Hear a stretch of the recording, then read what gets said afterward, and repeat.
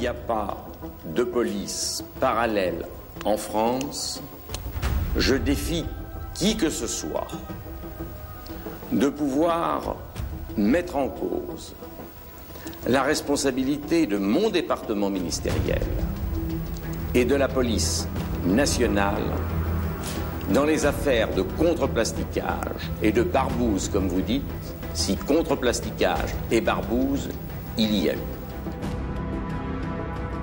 Avant l'enlèvement et l'assassinat par des barbouzes du milieu, du militant nationaliste du FLNC, Guy Orsoni, en 1983, l'État français avait décidé de frapper très fort. C'est ce que révèle Lucien Aimé Blanc, ex-patron de l'OCRB, dans son livre « L'indic et le commissaire », publié en 2006. 5 militants du FLNC devaient être abattus: Pierre Poggioli, Alain Orsoni, Yves Stella, Léo Battesti et Vincent Stagnara. Ce plan avait reçu l'accord de principe du ministre de l'Intérieur. La tactique consistait à faire du contre-terrorisme en utilisant, comme barbouze, des truands rémunérés par les renseignements généraux. Les actions clandestines visant des nationalistes corses devraient être portées à l'actif du réseau Francia.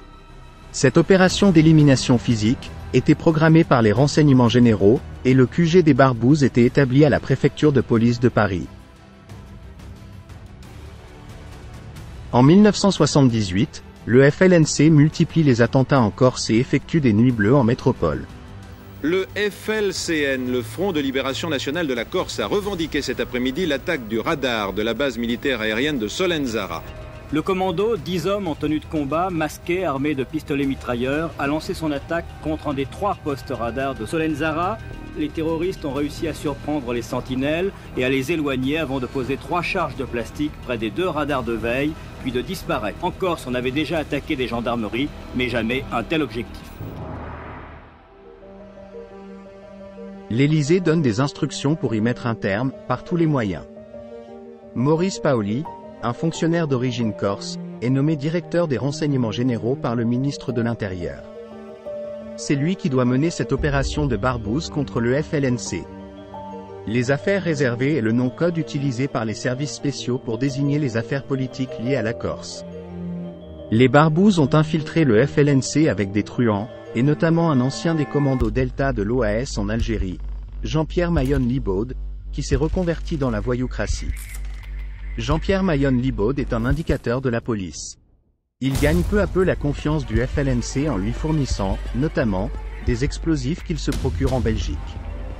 Pour sa première mission en Corse, Jean-Pierre Mayonne-Libaud doit protéger Baptiste Biaggi, un Corse, avocat célèbre d'extrême droite du temps de la guerre d'Algérie, et qui s'oppose farouchement aux autonomistes.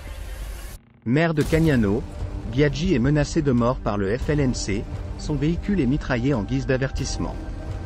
Le FLNC n'est pas encore tout à fait ancré dans la population insulaire, et le premier objectif de Maurice Paoli consiste à le discréditer médiatiquement. Il ordonne à Jean-Pierre Mayonne-Libaud de disposer des bombes dans Paris, dans des secteurs fréquentés par le public. Ces bombes n'explosent pas bien entendu, car les hommes de Paoli les découvrent fort opportunément. Dans les médias, on accuse le FLNC de vouloir tuer aveuglément. Ces fausses tentatives d'attentat se multiplient. Jean-Pierre Mayonne-Libaud, qui a acquis la confiance du FLNC, connaît la plupart des dirigeants du réseau. Il dénonce 21 militants et sympathisants nationalistes, aux renseignements généraux, mais Pierre Poggioli et Alain Orsoni échappent à la police et prennent le maquis.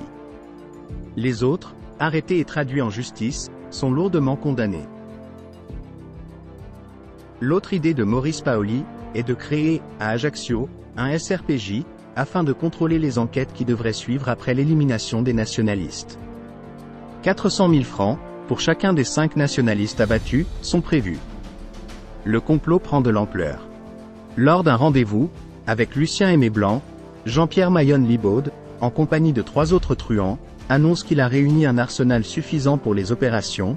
Il connaît les cibles, les points de chute, les planques, les véhicules, les fausses plaques, et il attend le feu vert. Le 1er juillet 1980, Lucien Aimé Blanc est contacté par Jean-Pierre Mayonne-Libaud qui doit livrer de la dynamite aux nationalistes corses, dans une cave d'un immeuble discret à Issy-les-Moulineaux. C'est là, dans ce piège tendu, que Jean-Pierre Mayonne-Libaud et ses complices prévoit d'exécuter les responsables du FLNC. Lucien Aimé Blanc se sent pris dans un piège, il ne veut pas tremper dans ce complot digne d'un film hollywoodien. Il est prêt à tout révéler à la presse pour faire avorter cette folie et se sortir de ce guêpier. Finalement, l'ordre vient de l'Élysée, le plan de Maurice Paoli est rejeté et l'opération doit être abandonnée. Les exécutions des 5 responsables du FLNC n'aura pas lieu. Alors que la gauche était arrivée au pouvoir, 3 ans plus tard, en juin 1983, Guy Orsoni, le frère d'Alain Orsoni, leader du FLNC, était enlevé et exécuté. Le FLNC accuse l'État français d'avoir payé des truands pour l'assassinat de ce jeune militant nationaliste. Il semblait bien que le vieux plan de Maurice Paoli ait trouvé dans cette action une seconde jeunesse.